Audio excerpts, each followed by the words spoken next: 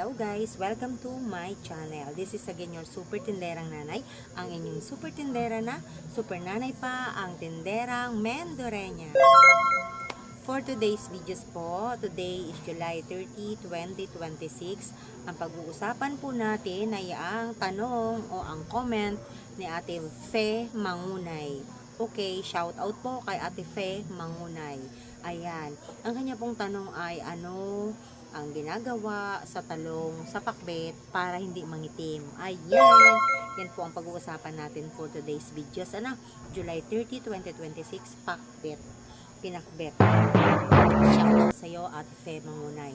Next din po, ito rin po ay may kaugnayan sa ating pakbet. Wow! Tanong din po o ang comment ni Ate Maria Cesa from Bohol. Ayan, si Maria Cesa Bohol, from Bohol. Hindi ko po alam kung apelyado niya ba itong Bohol or taga Bohol siya. Maria Cesa. Ayan, ito po yung comment niya, no? Paano po magpresyo sa pakbet mix? Ayan, shout out sa iyo, Ate Maria Cesa Bohol. Ayan, ganito po iyon. Ito yung aking pakbet, guys. Ang pakbet na ito is kaninang umaga pa. Ginawa ko po kaninang umaga pa. Siguro mga bago mag 9 o'clock ng umaga ko to nagawa. Kasi inuna kong gawin yung aking chop suey mix. So, ayan. Ayan. Ang tanong po ni Ate Fe Mangunay, ayan, para hindi mangitim ang talong, ano daw po ang ginagawa. Tingnan nyo guys, hindi pa siya maitim. Kanina pang alas 9 niyan. At ang oras po natin ngayon is magto 2 o'clock na ng hapon. Ayan.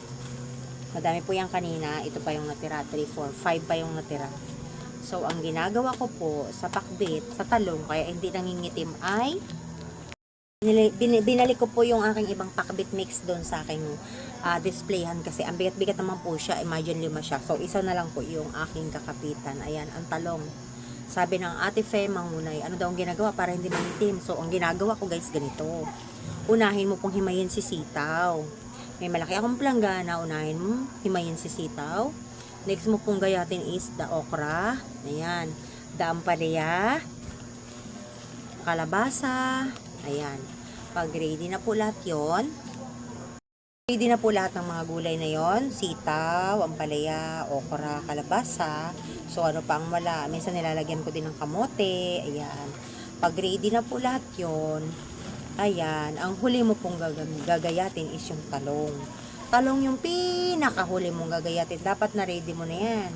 Yan, yung kalabasa na yan, na ready mo na yan. Ampalaya, na ready mo na din. Ready na lahat yan.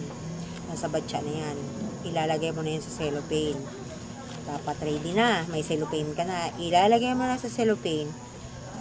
Bago mo ilagay sa cellophane, bago mo lang gagayatin si talong. Huli mo pong gayatin yung talong. Dapat po, bago mo siya gayatin ay naka-ready na talaga siyang isupot. Pag kagayat mo ng talong, isupot mo na siya agad guys. Gawin mo na agad. Ibuhol mo na agad. Hindi siya mangingitim guys. Ayan. Hindi mangingitim yung talong mo maghapon. Ibig sabihin guys, ang sagot ko sa tanong mo Ate Fe Mangunay ay huli mo lang po gayatin yung talong. Be sure na talagang mailalagay mo agad siya sa plastic. Malalagay mo agad siya sa plastic para hindi siya mangitim. Ano, yun po. Sana po yung nasagot ko ang iyong tanong Ate Fe Mangunay. Salamat po sa panonood mo ng aking mga video. Ayan. At salamat din po sa pag-comment.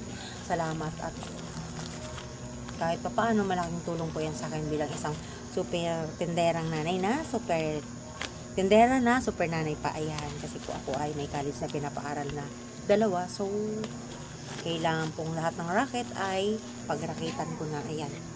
So, sa'yo naman po Ate Maria Cesa Bohol, paano magpresyo sa pakbet mix. Ayan. Sa ngayon po, ang aking pakbet mix na ito, kapag tagwalaan ng gulay, yung hindi masyadong dagsa ba? Alam niyo po yung dagsa yung sobrang dami. Kapag hindi masyadong dagsa ang gulay, binibenta ko po siya ng 25. Ayan. 25 ito ate.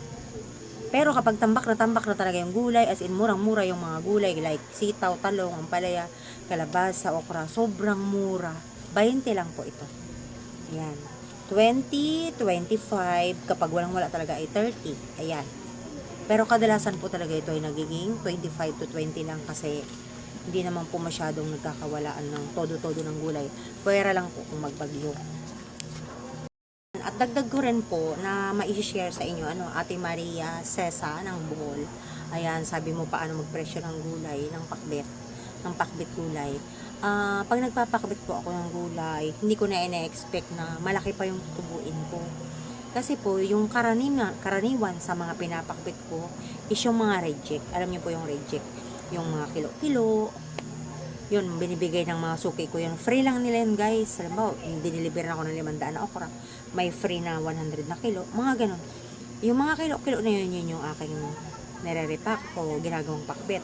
Or yung mga natira ko pong sitaw, halimbawa, ang sitaw ko ngayon ay bago, dinisplay ko maghapon, hindi naubos. Bukas po, papakbitin ko na rin yun. Pati yung mga talong, okra, ganun. Hanggat, sa palagay niyo po ay pwede pa, pero kailangan gayatin, may konting sira. Yun po yung aking pinapakbet. Kaya hindi ko na rin po ina-expect na talagang tumutubo pa ako doon. Kumbaga may balik lang po yung puhunan natin is masaya na tayo, di ba? Ganun po ang nagpapakbet mix Ate Maria Cesa.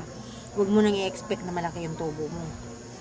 Magpasalamat ka na lang po na maibalik yung puhunan mo doon sa ginawa mong pakbet mix. Pag nabili po yon, may konting tubo, at magpasalamat ka na lang rin po kasi nga ay kahit paano na-dispose mo yung mga gulay mo na reject na. Hindi naman po reject totally na hindi na pwedeng kainin, kundi medyo kumbaga hindi na siya ganun ka-fresh or mga kilo-kilo siya, may konting sira siya. Kaysa itapon mo po, magagawa mo siyang pakbet.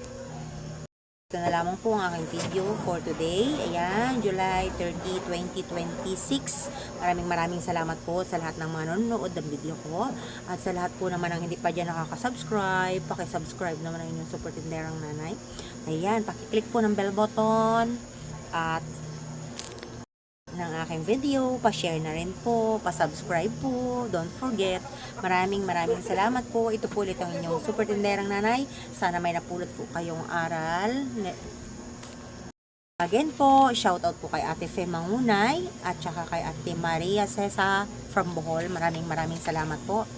Thank you very much.